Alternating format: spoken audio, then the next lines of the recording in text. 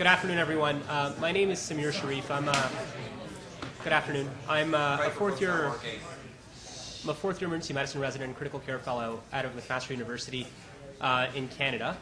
And I have the immense pleasure to talk to you about a very simple topic, using beta blockers in cardiac arrest in 20 minutes. Let's just get started. I don't have any disclosures. I don't have any stock in beta blocker companies. I wish I did, but I don't. So just briefly, with regards to the objectives of this talk, we're going to touch upon the physiology of cardiac arrest and maybe talk about a little bit that you guys may not know about how epinephrine can actually cause harm. We're going to look at the evidence as well about why that's true. We'll talk about the benefits of beta-1 blockade, specifically in ventricular fibrillation, and then specific papers and literature that's been published about the evidence for beta blockers in VF. At the very end, we'll try to bring it all together and develop an approach to managing VF in cardiac arrest. If you guys want more resources on this, we did publish a blog on this, and there's some infographics available on the SAEM app, which I can provide you a link with afterwards. So this talk will mostly focus on VF storm and VT storm. We won't necessarily be talking about other reasons to use beta blockers in cardiac arrest that we know about. So someone obviously has a dynamic left ventricular outflow tract obstruction like in HOCM or SAEM, or even tight aortic stenosis. Those are known indications. We're not going to touch on that. We're going to touch on things that perhaps will change in the guidelines over the next 10 to 20 years. So we'll start with a case. Everyone's seen this kind of patient before. He says he's 52, but he looks like he's 72. Says he has no medical problems, yet he's on 10 medications. Says he quit smoking. When you ask him when, he says yesterday when the chest pain started. So essentially he comes in with chest pain. And while you're taking your history, you're doing your physical examination, he suddenly arrests. The question is, where do we go from here? Everyone follows their own standard ACLS algorithm. You find out that he's in VF. You start your CPR. You shock him at 200 joules. Doesn't really do anything. You shock him again. Doesn't do anything. You keep following your algorithm. You give him some epi. Continue your CPR. Nothing really changes. You shock him again. You give him amiodarone. You might want to give him lidocaine. You keep doing this over and over again. And regardless of what you do, the patient continues to stay in ventricular fibrillation. This may have happened to many of you before. And some of you might be super smart and said, you know what? I've tried everything. Why don't I try dual sequential defibrillation? You think, okay, I know the evidence. There's been a series of 10 case reports with patients where they've applied two sets of defib pads, and gotten some patients back to ROSC that way. There hasn't really been any survival benefit brought out yet, and they did another review of this a couple of years ago, and there was a little bit of a benefit where some patients did end up leaving the hospital discharge apart from just getting ROSC. So you try this as well, and this isn't working either. The patient remains in VF. So now the question becomes, where do we go from here? So very briefly, just talking about the physiology, people that already know this, VF is the most common arrhythmia in cardiac arrest. The likelihood of this probably being cardiac in origin is quite high. The patient does probably have coronary artery disease. And we also know that when you're in VF, your myocardial oxygen consumption increases to more than 4-fold than it does at rest. And this is important when we go into what actually happens when you give someone epinephrine in cardiac arrest. Now, a lot of purists out there don't even use epi in their ACLS algorithms. And that's up to them, because when you looked at the literature for epinephrine, it's very good at bringing people back to ROSC, but it doesn't actually improve survival. We've known this for a very long time, yet it's still in the algorithms because it does get you to that point of ROSC. Now, what actually happens when you give someone epinephrine, particularly when you're giving them multiple doses of epinephrine, you're actually forming reactive oxygen species.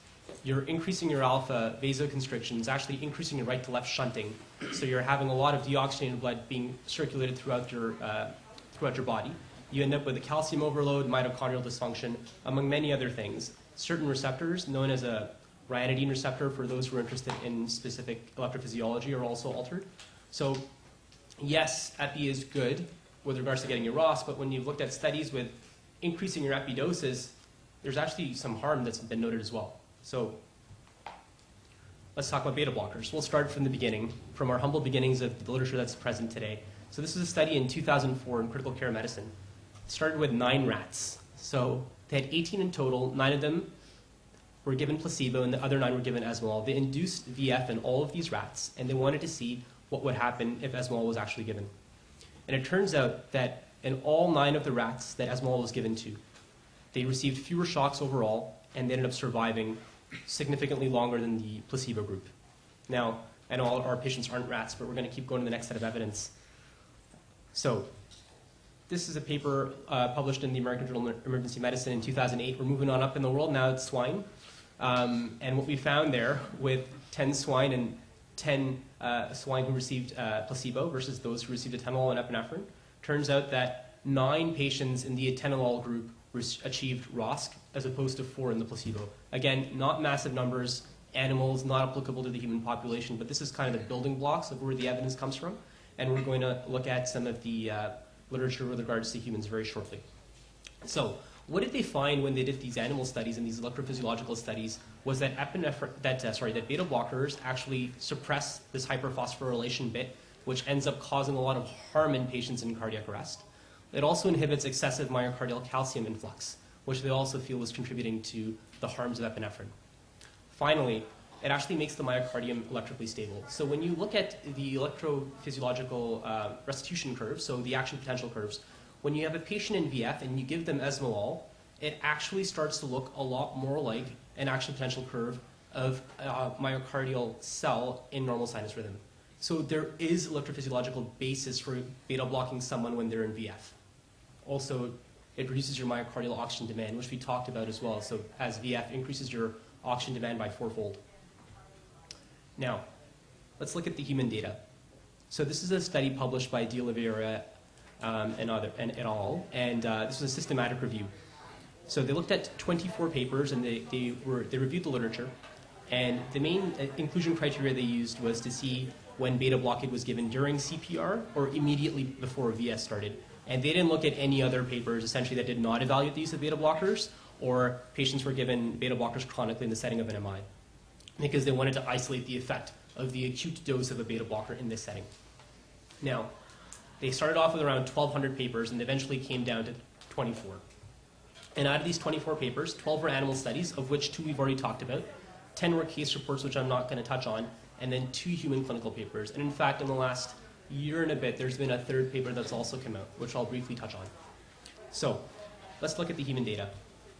So this is a study published in 2000 by Nadamani in Circulation, and they wanted to treat electrical storm with sympathetic blockade versus your standard ACLS algorithms. So you had 49 patients, and this was prospective. It was a comparative analysis, it was not randomized, and it was not blinded. So some of this may not be relevant to the emergency department setting, but I still think it's important to just look at the data that's out there. So they wanted to look at patients who had electrical storm, and they defined that as more than 20 episodes of VT or VF per day, or more than 4 episodes an hour. And they wanted an MI that was recent, between 72 hours and 3 months. They didn't want one that was less than 72 hours, or if there were any respiratory problems like pulmonary edema or respiratory failure, or if a patient had prolonged QT syndrome. So what they found, very briefly, was that when you intervene and you actually provide beta blockade with either propranolol or esmolol or LSGB, which is a left stellate ganglionic block, I know not relevant to us, it essentially what a left stellate ganglionic block is you're giving your patient Horner syndrome. So you're taking away the sympathetic drive, and they wanted to compare these 3 things to control. So the data with regards to esmolol alone showed that compared to control levels, your mortality was significantly lower. So we're looking at 20% versus about 75 to 80%. So patients who received esmolol did a lot better. Again, 49 patients in total. Even patients who were given propranolol or even had the induced Horner syndrome or left stellate ganglionic block did a lot better. So small study, fraught with error. I get it. Previously, it was all animal data, so this is a huge step forward, and it was prospectively collected. So I think that's a win for us in general, and it did seem to have some benefit. Now, there was another study. So this one looked at landiolol, which is very similar to esmolol. It's an so it's a selective beta-1 selective ultra short-acting beta blocker as well. And they wanted to see what would happen if this drug was given to patients in electrical storm refractory to class 3 antiarrhythmics. Now, this kind of seems more like our patient population because I wouldn't necessarily wait to ask the patient whether or not they had an MI in the last 72 hours. So this would be a patient who has an MI, you've given them amiodarone because they have VF, and the amio is not working as a class 3 antiarrhythmic. They're having electrical storm, and it's difficult to treat. If they have a hemodynamically stable VT, these patients are excluded, which makes a lot of sense because why would you treat them in that manner when there's other adjuncts like electricity? And then cardiac arrest at time of arrival. or antiarrhythmic drugs given before arrival were the exclusion criteria. So this was also published in Circulation in 2010. Now, what they found was that if they were given the beta-1 selective blocker landiolol, which is quite similar to esmolol, 79% of the patients had their electrical storm inhibited, and 60% of those patients survived discharge. So this data looks promising as well, especially put in parcel with everything else that we've seen already about beta blockers in cardiac arrest. However, when you look at the data in a little bit more detail, and you look at the difference between the survivors and the non-survivors, it turns out that the people who survived were significantly younger, and their Apache 2 scores were a lot lower, indicating that they were less sick. So, I mean, we all know that people who tend to survive cardiac arrest are usually younger and less sick, so this wasn't all that surprising. And again, given the small sample size, it's, again, has its limitations, but still intriguing. One of the other studies that I'm going to talk about was by Brian Driver. So this was published in Resuscitation in 2014, and there was another paper published in 2016. They were similarly done, and the results were similar as well. So I'm just going to talk about this one in the interest of time. And they wanted to compare the outcomes of patients who received esmolol to those who did not receive esmolol during refractory VF in the emergency department. So this was retrospective, and this was from 2011 to 2014. And this was an ED study, which was quite interesting. So they looked at the initial rhythm had to be VF or VT, and the patient had to be in cardiac arrest in the department or in pre-hospital coming to you who had arrested upon arrival. And they should have received at least 3 defib attempts, 300 milligrams of amio, and 3 milligrams of epi, which is similar to the case that we talked about. The patient came into the ED, they arrested, you've shocked them multiple times, you've given them the amio, you've given them the epi, nothing seems to be working. So what they found in their data set was that, again, 25 patients, so again, not a lot of patients, was that the patients who were given esmolol, so there's only 6 in total, 4 out of 6 of them had sustained ROSC, 3 of the 6 survived discharge, and everyone who survived discharge had a good neurological outcome compared to the patients who did not get esmolol. Again, very small data set, but 3 out of 19 and 2 out of 19 with a good neurological outcome. And the problem here becomes, when you're looking at the data, the CPR time. So the patients who received esmolol had a CPR time of about 40 minutes compared to 16 minutes of no esmolol. Again, this is retrospective, so it kind of makes you think that were the physicians who were giving esmolol were the ones who were generally more aggressive and who run their codes longer? Did that have a role to play? Or was this truly the effect of esmolol? So again, there's a lot of issues at play here. We won't really know unless we have prospective randomized data, which would be, getting the patient population would be hard because it's not a very common phenomenon.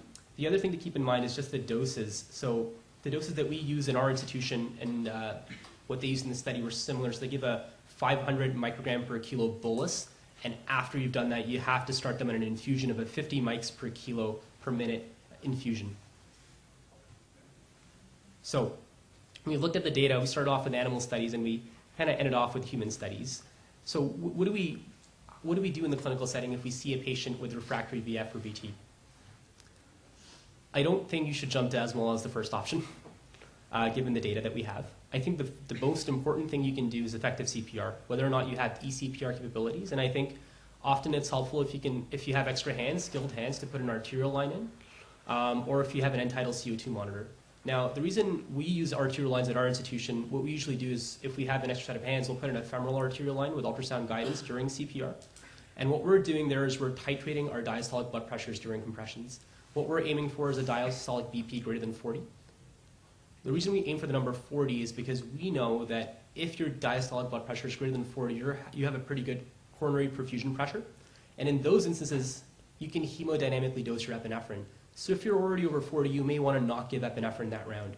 However, if you're lower than that, then you may want to consider it, given that there's a possible harm to giving epi. Now, with that being said, it's not very easy to put an art line in during compressions, I understand that, but if you have end-tidal CO2, that's almost just as good. If your end-tidal CO2 is greater than 20, that has it's shown similar coronary perfusion pressures to if your diastolic blood pressure was greater than 40. So aim for an end-tidal CO2 greater than 20, that's good enough. You may not want to give that next dose of epi. Again, sure, with ACLS, we do give our epi, but if you've given 3, 4, or 5 sets of epi and you're still having that blood pressure, epi's not really doing anything, and we know there's no survival benefit. Now, naturally, you want to give your antiarrhythmics. You want to give your amiodarone or lidocaine, whatever you believe in. an early cardiac cath. If you have a cardiologist who works at your institution or an interventionalist, I would definitely give them a call because most of these patients in VTVF STORM have some sort of coronary artery disease, and the only thing that'll get them out of it is a stentable lesion, if it's stentable. So sometimes you can have your interventionalist actually perform the cath while the CPR is still ongoing, so that's something to talk to them about. And we've already talked about the hemodynamic drug dosing. Finally, I mean, if you have ECMO or if you have CPR capabilities, you should get those consultants involved early. You can definitely try dual sequential defibrillation. Again, the data is very limited, but it makes sense, and it's not that onerous to do. If you just get a second defibrillating machine and you apply the pads on the back as well to improve your vector for having electricity restored to the heart. And then finally, thrombolysis. If you are convinced that this is an MI and your interventionalist does not want to take the patient to the cath lab, you can't find any contraindications to giving them thrombolysis, then I think this would be a patient who would serve well because you might actually alleviate the primary cause for the electrical storm to happen. Now, let's say you've done all of these things and nothing has worked. I think everyone here should probably consider giving esmolol. Doesn't mean you have to give it. The data is not there, but if the patient's already dying or already dead and you've done everything and you're about to give up, I don't see what the harm is in giving them esmolol to see, because it might work. We have some data, and certainly it's not enough to be the first or second or even the third thing you give, but I think my goal with this talk is just to make everyone think about it. And that's all I have. Thank you very much. I'll take any questions now.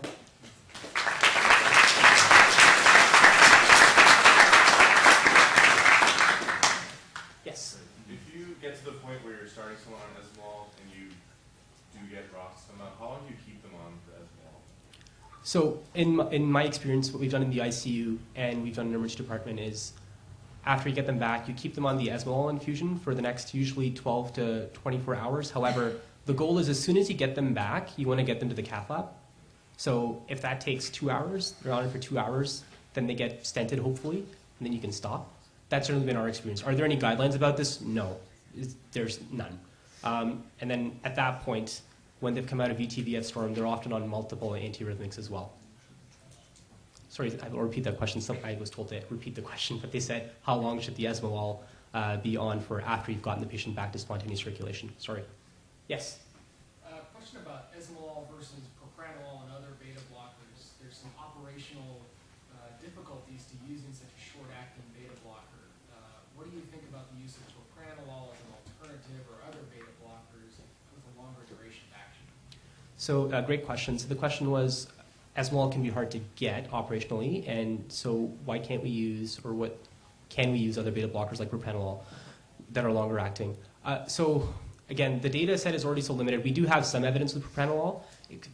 Physiologically, it kind of makes more sense to use labetalol if you can't get esmolol, because I know a lot of centers don't have esmolol just because of the shorter half-life. The concern there being that if you do give them beta blocker and it doesn't actually do any good, with esmolol it's out of your system in a matter of a few minutes. However, if you have propranolol and let's say we kind of messed up and we shouldn't have given it, or it's starting to have a deleterious effect, then it's going to last a heck of a lot longer. So that's my concern. If you don't have esmolol, I think labetalol would not be a bad drug to use because that has a very short half-life as well.